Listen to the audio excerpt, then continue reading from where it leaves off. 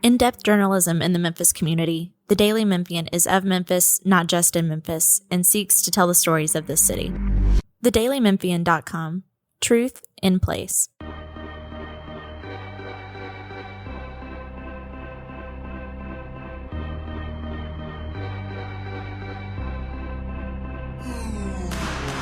Welcome back to another edition of the Daily Memphians Memphis Grizzlies podcast. This is your host, Grizzlies beat writer Drew Hill, joined as always by columnist Chris Herrington. I'm live in San Francisco. I literally just got into my hotel room, Chris. So we're instantly doing the podcast because we're trying to squeeze one in here before we have a Grizzlies play-in game. The last time we talked, we were wondering if the Grizzlies were going to be in this situation. And they are indeed in this situation where the Grizzlies are in the play-in tournament, taking on the Golden State Warriors. I was asked on the Grizbeat show whether or not last Wednesday, before they played the Timberwolves and the Nuggets, I was asked if I thought that they were going to make the playoffs or if they were going to be in the play-in. And I was the only one who had the courage to give the negative answer and say, I think the Grizzlies are going to end up in the play-in and get no help. They didn't help themselves. They lost both of the games they needed to win. I thought they were going to split them. They did not. And here we are, Grizzlies versus Warriors. What do you make of the way that the playoffs set up, the way that the season finished? Yeah, just to go back briefly what you're talking about, they had 4 games against other Western Conference playoff teams since the coaching change, right? At home against the Lakers, home against the Warriors, home against Minnesota, at Denver. And I really thought they would have gotten one of those 4, at least 1 or 2. And if they do that, they probably, it's no guarantee. I can't do the retroactive what would have happened because it's complicated enough the first time around. But if they win one of those 4, like probably, they're certainly not the 8, but maybe they're not even in the play-in. And I thought they'd get one of them, and they were competitive in all 4 and just couldn't push their way through. So I think it's a disappointment to have fallen, even relative to expectations a week or 2 ago. It's disappointing to be in the play-in. But I think within the context of having to be in the play-in, it could be worse. And that's sort of what I wrote about after the game yesterday. You would like to have, Minnesota to lose that game on the last day and you get to host it, but that was never going to happen. And so I think the Warriors are a somewhat better matchup for the Grizzlies, or at least less bad matchup than the Clippers would have been. I think having the Warriors have to expend so much energy is, may or may not be helpful, but probably can't hurt. And so, I feel slightly better. I think they're still justifiably a pretty big underdog, but I feel a little bit better about the Grizzlies going into this game on Tuesday at Golden State than I would have going in against the Clippers. Yeah, I can get behind that, and I can agree with that. But as you touched on, I think it did end in disappointment, and I was there. I was there against Minnesota on Thursday, which was obviously disappointing. But then you immediately would turn to the game on Friday, which I was talking to some people on the TV crew who have done this for a very long time, 30 plus years of covering the Grizzlies, who said that Thursday, Friday's back to back was the worst back to back that they could think of, in the history of the Grizzlies playing, just given how late it was that they got to the hotel, like 4 a.m. before they were in the team hotel in Denver. So like obviously the league didn't do them any favors, but they still had a chance to win. They really had to turn their attention to that game after the Minnesota game, so there wasn't really much reflection going on. And then they lost the Denver game too. And honestly, I was kind of surprised at the mood in the locker room afterwards. Like it wasn't as somber as you might have thought it would be after losing that game. It was more of, all right, well, that sucks, and we don't like the way that the season ended. It really bothers us, but you know what? Damn it, if we have to get in the playoffs via the play-in tournament, that's what we're going to do. And that's Right. kind of what the mood was, and that works in contrast, I think, to the way that I think the fan base has looked at the end of the season, which is just Right. like, can we get a fresh start already? Like this has been a mess down the stretch. Like I feel like that's how a lot of fans feel. Um, and so I found that contrast to be notable. But one thing I think it took off pretty good was Ja essentially saying, we put ourselves in this spot, so nobody has to feel bad for us. Like, this is our Right. doing. We lost games we shouldn't have lost. We lost close games that we could have won, including that Denver game. And so, no one has to feel sorry for us that, we're in the spot that we created for ourselves. I thought And that was a good answer. including the last meeting against Golden State on April 1st, which was a 1 point game with 2 minutes to go. Yeah. And they didn't quite do it. And so I think that having seen those two teams play each other so recently and so competitively, I think, makes this even more interesting. I think the Grizzlies need to go into this game with some level of confidence and feeling like they have a chance to win this, and they do. So I am hoping we get a really good game. Yeah. It was, I think it's just disappointing that we're here because of the way that the season went. And it's the way that the season went was exactly the same way that the Denver game went, Right. which Yep. was you're all like, and I was just drawing the parallels as I was watching the game to that. I was telling the person that was sitting next to me at the game, like, in many ways, it feels like this individual game is a microcosm of the entire season. You get off to this great start, you're looking good, you're wondering if it's sustainable. Then all of a sudden, the team that you think is probably the better team in that scenario starts to play a little bit better. And you're like, oh, well, wait, maybe the Grizzlies aren't as good as this other team. And then it sort of just felt like all along that Denver was going to find a way to come back and win that game, especially early in the fourth quarter. And then it happens. And that's sort of the exact way that the Grizzlies season has gone. It was, early in the season, they had a few good wins. They were off to a really good start. You wondered if it was going to be sustainable. And then as soon as it started to get shaky, the wheels fell off the wagon. And that's kind of what happened. And so now you turn to the play-in tournament, and I think it's fair to wonder if this team's going to be able to beat a good team like Golden State or whoever it would have been in that scenario we now know is Golden State. It's fair to ask that question because they've lost 9 in a row to teams that So are above them in the West. so there's lots of different ways to cut this stuff, and they all look bad for the Grizzlies.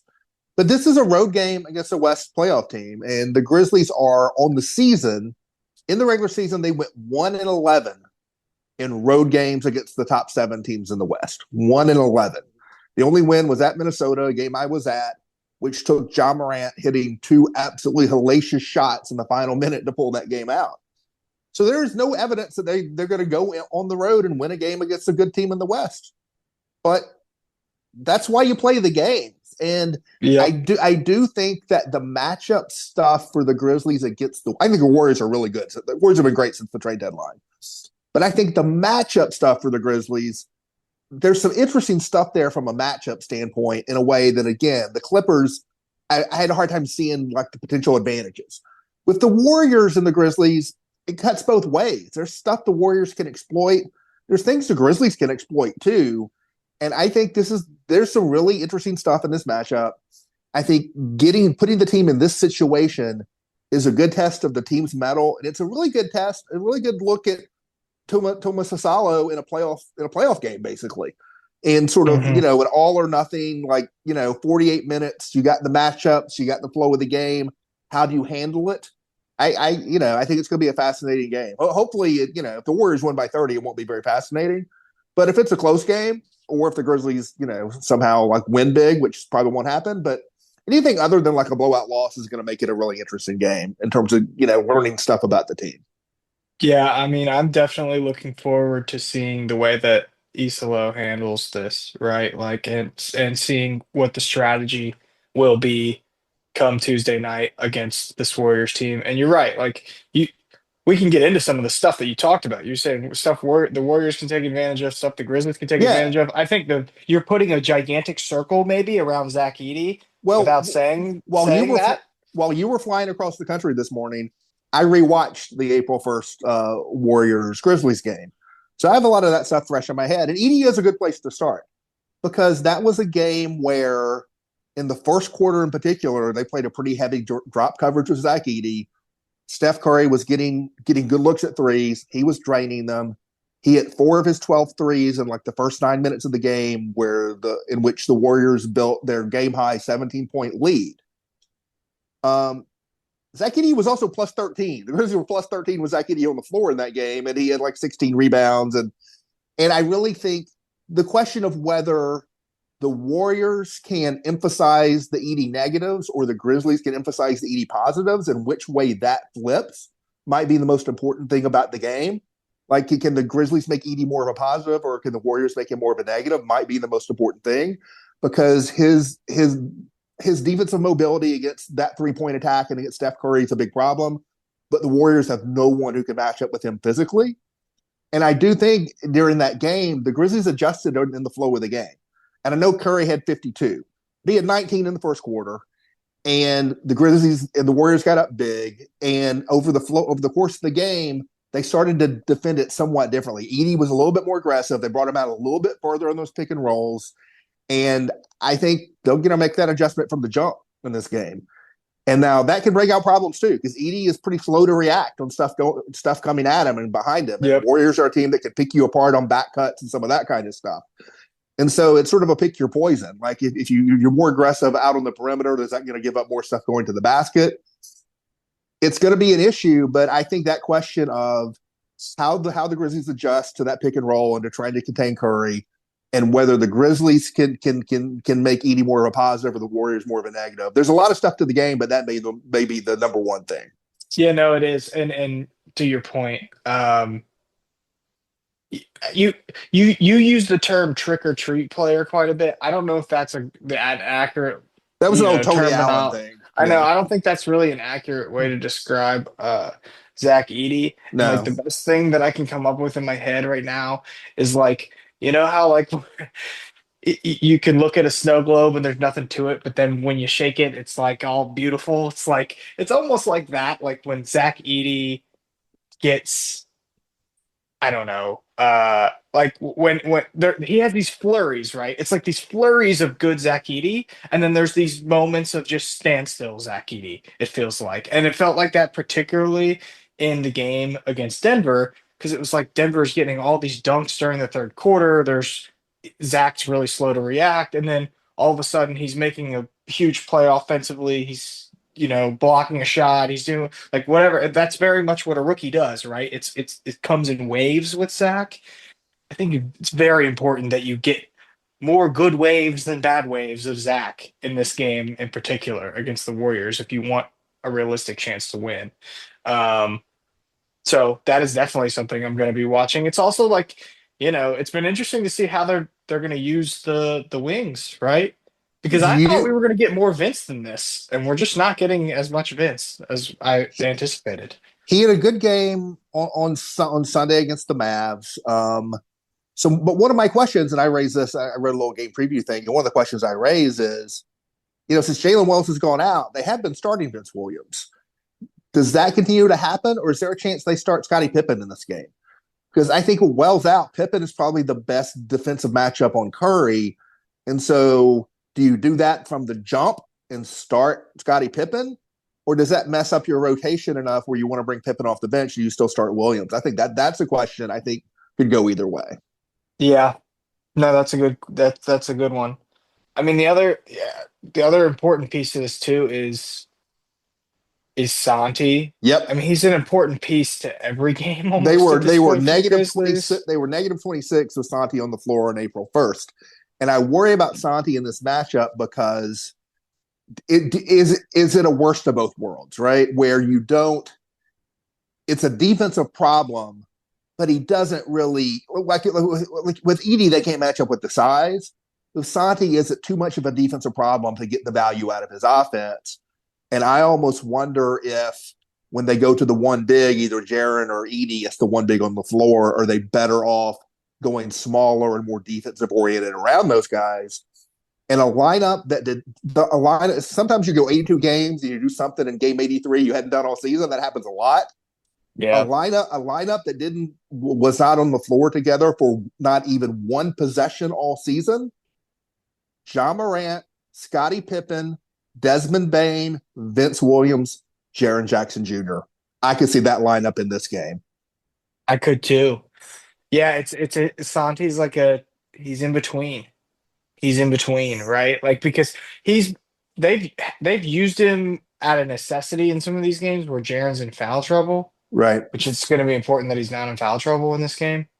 But I think that with Santi, they've also tried to use him on some of the better, more like the best player wings in certain scenarios to use more size. Well, the problem with the Warriors is they're almost small enough where they're too small Right. for Santi, and they're not big enough where he's a mismatch on the offensive side. So it creates a difficult scenario for him. So he is going to be pretty important too.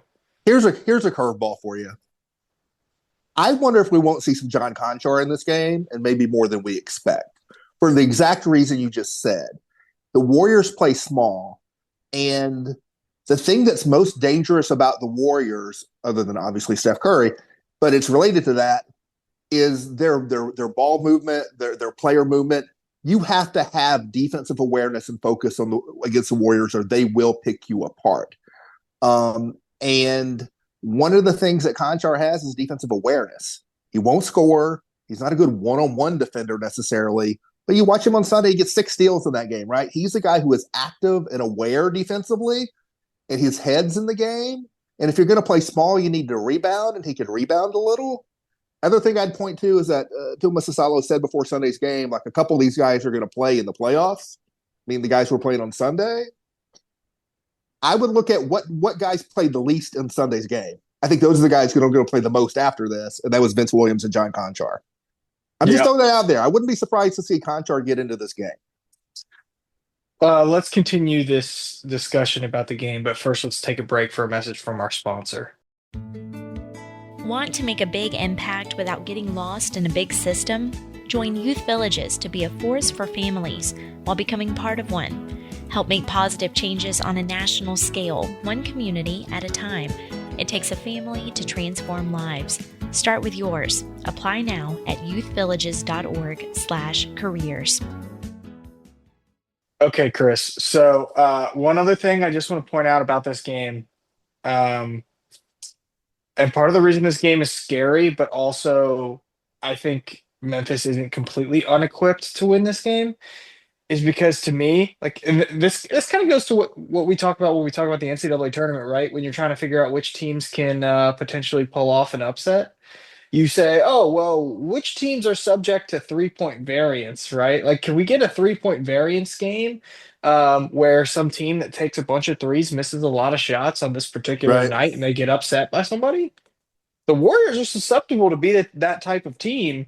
The problem is the Warriors are also the type of team that could make a bunch of those threes, and the game could be over before it even starts. I think one player in particular to look at with that is Draymond Green, because going back and rewatching the last game this morning, they just did not guard Draymond Green on the perimeter, like at all. Draymond shot it well. Draymond shot it well in the Clippers game. Right, but he was 1 of 7 from 3 in that Grizzlies game. There's some feast or famine there. They basically invited him to shoot. They said, please, sir, take a 3. And I think they've been doing that more and more that I've noticed since Isolo's been the coach. That Benham against Boston, where they invited Al Horford to shoot, and Al Horford made a bunch of shots. They have been choosing sort of weaker link 3-point shooters and like letting them go. And I think they're going to do that against Draymond Green. And if he suddenly has a night where he hits 4-7 from 3 or whatever, it could be curtains. Yeah, I agree. But also, this is the danger. This is like the live or die by the 3-point shot. Like this is one of those games here. And the Grizzlies are going to have to make some shots to stay in it. That's the bottom line. I can't imagine this game going anything like the last time these two teams played in the play-in tournament, where the final score in overtime was 117 to 112. Like, right, someone might have 117 by the end of the third quarter, the way that these defenses have been playing. So, I think the offense defense question is interesting for the Grizzlies. I think Ja, Dez, Jaren, and I would say Scottie Pippen are going to play all 4, going to play heavy minutes. But in terms of the rest of your rotation, do you try to tighten up your defense by leaning more Vince Williams and John Conchar, or do you try to outscore them and lean more into Luke Kennard and Santi Aldama? And I think that's an interesting question. Yeah, it was good that Luke got back on track in that Denver game. Good game in Denver. I didn't catch him in the locker room afterwards, but I was hoping that I would. So because I know he had been really struggling and feeling the effects of those struggles. So for him to play well, I think was definitely a good thing. Um, who is more important? Like you, maybe the answer is Zach Edey because of the reasons we talked about, but I just don't think he's going to play enough minutes. Who's more important to the Grizzlies in this game? Is it Ja or Jaren? I mean, you but the answer is so strongly both. It's hard to choose one or the other. I know I it's I, really I hard. do think Jaren fouled out in 31 minutes in the previous game. If Jaren fouls out, he fouls out, but he needs to hit 40 unless he fouls out in this one. And so I think Jaren needs to have a good game and even more so have a heavy minutes game. One thing I wonder about, it was interesting watching the game because matchup wise, like in the first quarter, everything was cross matched. Every player at the start of the game that a Grizzlies player was guarding, none of them were guarded by that player on the other end. It was all scrambled. But they had Jaren guarding Jimmy Butler to start the game. I wonder about switching that because that's a recipe. And his first foul of the game was against Jimmy Butler. That's a recipe for potential foul problems. They had Jaren guarding Butler. They had Desmond Bane guarding Moses Moody. I wonder if you flip that and just say, Moses Moody, if you want to beat us from three, go for it. But Jaren's going to roam off of you, you know? Yeah. No, I think you're right about that.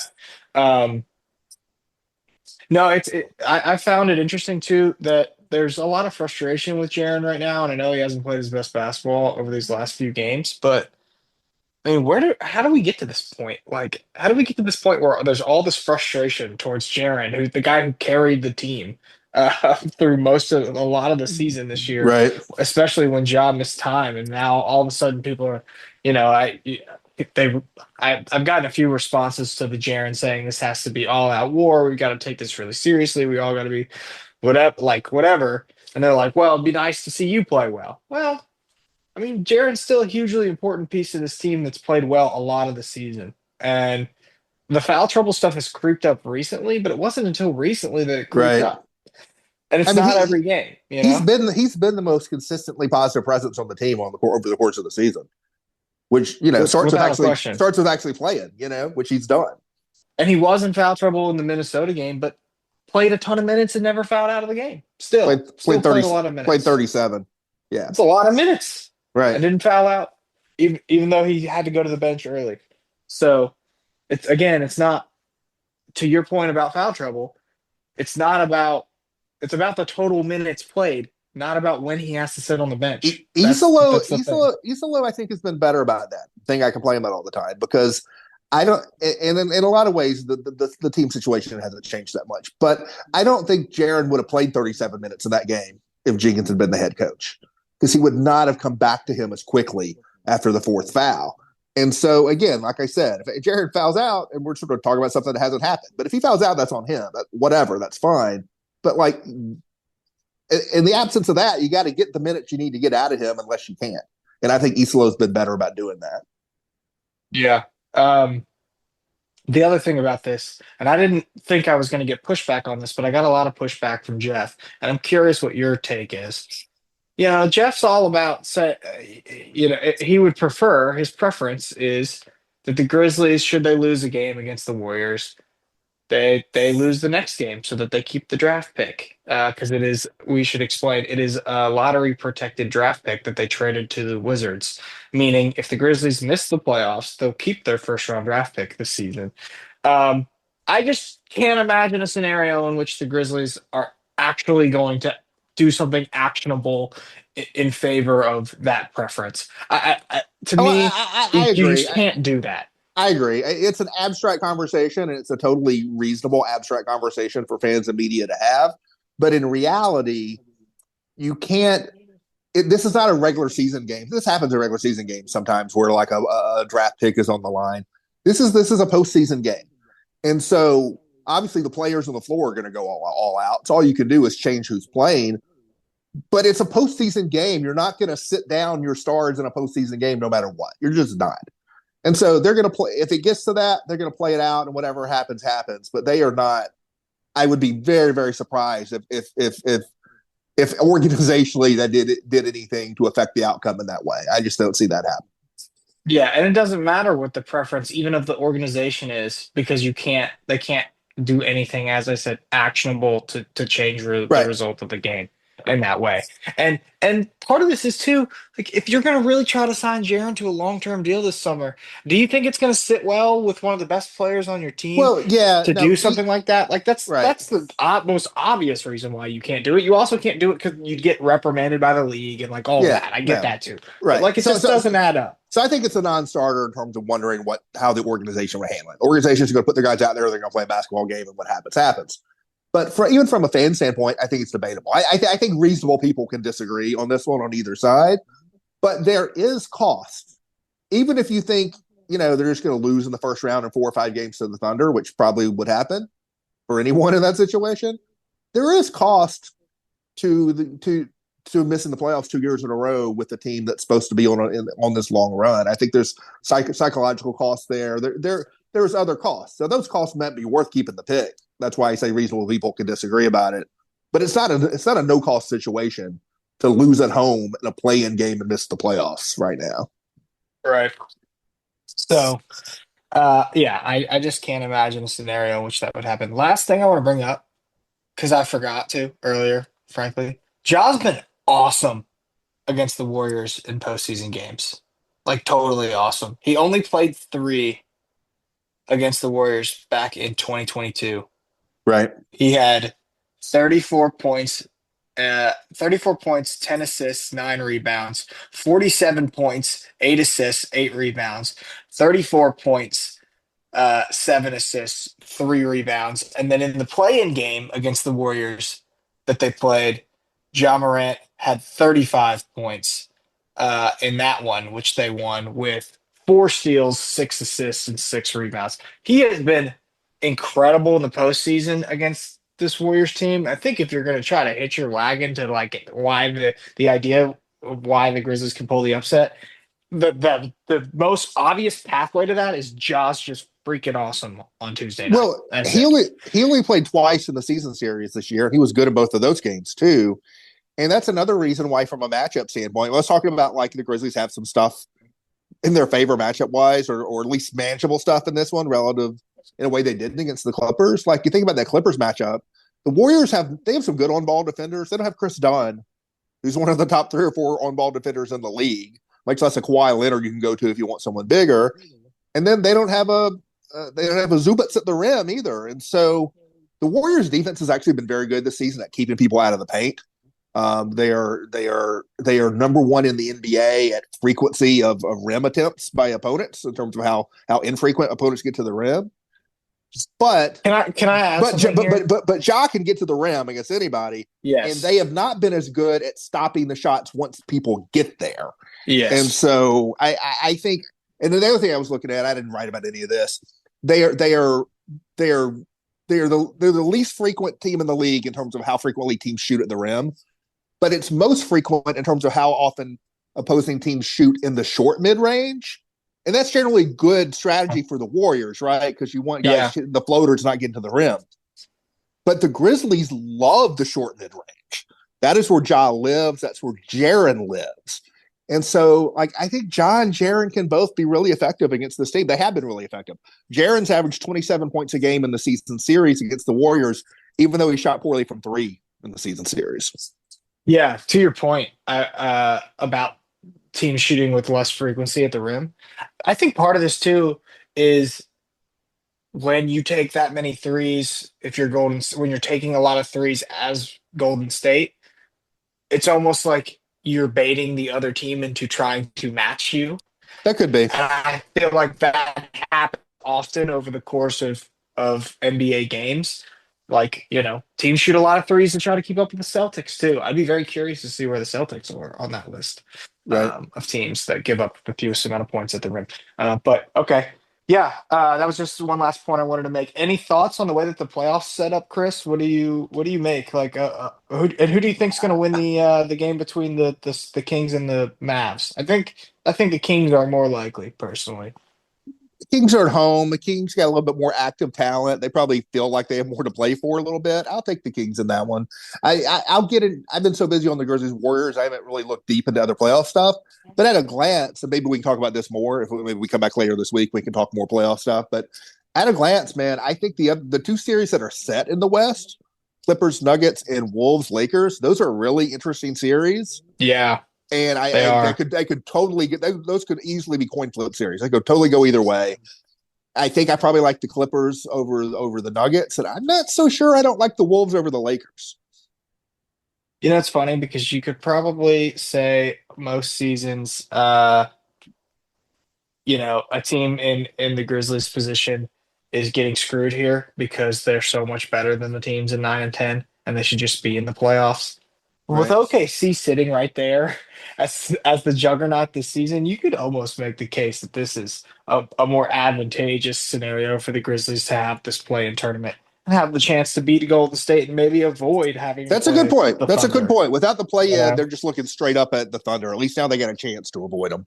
Yeah. But yeah, as you said, the West matchups are really fascinating. I think the size matchup between the Clippers and the Nuggets is super interesting. Lakers and Wolves, obviously, and the star power in that one is really good. And in the East, I was really hoping we would get Pistons and Pacers since they hate each other so much, but we did not. But still fun matchups. So I'm sure you're going to get asked more and more about the playoffs as on Jeff's show as we go along. So we will check back in with you guys after this Grizzlies game against the Warriors on Tuesday night. We know there will be another game inside FedEx Forum at some point, whether it's Friday for the play-in. The Grizzlies will take on the winner of Kings and Mavs in that scenario, or whether it's Next week. Yeah, game 3 of a playoff series next week. We will have at least one more game at home in Memphis, so everybody can look forward to that. All right, that'll do it for us. For Drew and for Chris, we're out of here.